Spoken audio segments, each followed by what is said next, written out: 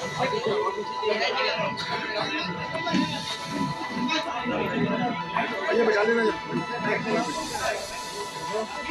है, ठीक है। रिपब्लिकन पार्टी ऑफ इंडिया का नया कार्यालय कथाचा हाउस में उद्घाटन प्रधानमंत्री जी के हाथ वस्तु से है और उसी के साथ में गन्ना संस्थान में एक प्रदेश पदाधिकारियों की बैठक है जिसमें लोकसभा का जो चुनाव आने वाला है उसके संदर्भ में माननीय मंत्री जी प्रदेश पदाधिकारियों से चर्चा करेंगे और उसके बाद जो निर्णय होगा वो आगे वो बताएंगे। तो माननीय मंत्री जी प्रेस कॉन्फ्रेंस वार्ता मलिक है, इंदौर पे रहते हैं और वो बहुजन समाज पार्टी के मंडल के प्रभारी है। उन्होंने रिपब्लिकन पार्टी ऑफ इंडिया में आने का निर्णय ले लिया है और उनको जो महत्वपूर्ण जो जिम्मेदारी है ये जिम्मेदारी दी जाएगी। बहुजन समाज पार्टी के तमाम कार्यकर्ताओं को मेरा निवेदन है, बाबा साहब अम्बेडकर जी का मिशन अगर आगे बढ़ाना है तो बाबा साहब ने स्थापित की हुई जो आरपीआई है, रिपब्लिकन पार्टी है, उस रिपब्लिकन पार्टी में आपने आना चाहिए, ऐसा मैं उनको आह्वान करता हूँ। और एक जमाने में तो रिपब्लिकन पार्टी यहाँ सत्ता में ही रही, हमारी पार्टी के हस्ती सिंबल पर 19 में चुनकर आई थी। अभी थोड़ा सा हमारा पार्टी इतनी स्ट्रॉन्ग नहीं है।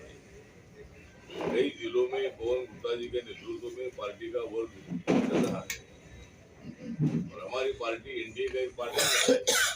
माननीय नरेंद्र मोदी जी के नेतृत्व में रिपब्लिकन पार्टी काम कर रही है। रिपब्लिकन पार्टी ऑफ इंडिया बाबा साहब अम्बेडकर जी के संविधान को लेकर सभी जाति के सभी धर्म के लोगों को साथ लाने का प्रयत्न कर रही है। खाली दलितों को ही नहीं, दलित हो, आदिवासी हो, ओबीसी हो, जनरल कैटेगरी के लोग हो, महिला हो, युवा हो, सीनियर सिटीजन हो, डीएनटी के लोग हो, सभी लोगों को साथ में लाने की कोशिश हमारी है और उसमें हमको सफलता भी मिल रही है।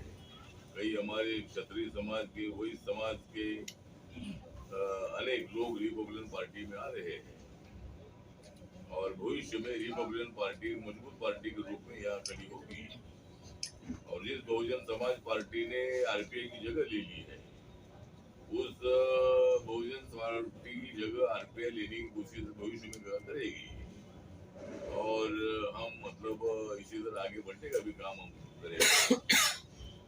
एक तो मायावती को भी हमारा न्योता ये है कि बाबा साहब अम्बेडकर जी की पार्टी अगर आगे चलानी है तो बाबा साहब ने स्थापित की हुई पार्टी जो आरपीआई है, रिपब्लिकन पार्टी ऑफ इंडिया है, इस रिपब्लिकन पार्टी ऑफ इंडिया में मायावती ने आना चाहिए और मायावती को राष्ट्रीय अध्यक्ष बनाने के लिए हम तैयार है।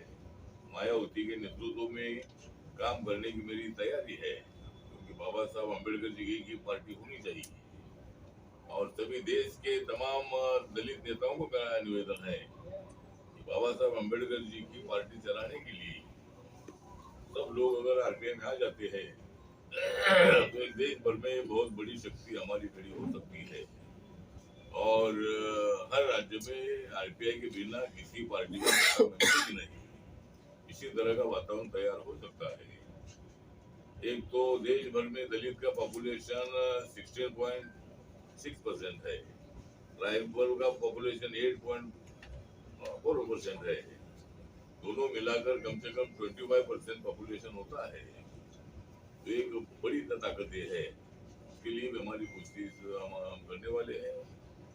दूसरा विषय ये है कि भाई ये कांग्रेस के लोग और अपोजिशन के लोग बार बार ये भूमिका रखते हैं कि भाई मोदी जी की सरकार संविधान बदल लेगी, लेकिन मैं उनको प्रश्न पूछना चाहता हूँ कि संविधान बदलने जैसी संविधान जो है संविधान बदलने जैसा नहीं है। संविधान बदलने की ताकत किसमें भी नहीं है।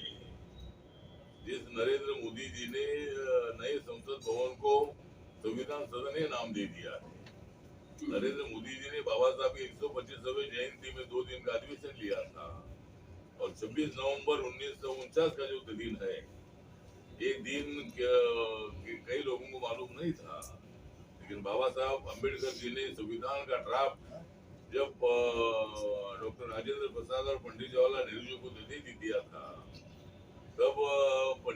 नेहरू जी के मुंह से उद्गार निकले थे। डॉक्टर अंबेडकर आप इस संविधान के सही आर्किटेक्ट है, शिल्पकार है, क्योंकि आपने रात रात जागकर इस संविधान को लिखा है। ये बात सही है कि भाई संविधान में सभी का योगदान है।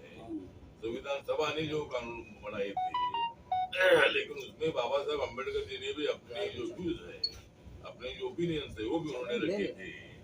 लेकिन ड्राफ्ट लिखने का जो काम है बाबा साहब अम्बेडकर जी पर था, वो एक सुरेंद्र कुलकर्णी एक बड़े विचारवंत को समझते हैं, उन्होंने एक बयान दे दिया है कि बाबा साहब अम्बेडकर जी का योगदान जो है, ये योगदान संविधान में जितना नहीं है उससे ज्यादा योगदान पंडित जवाहरलाल नेहरू जी का है।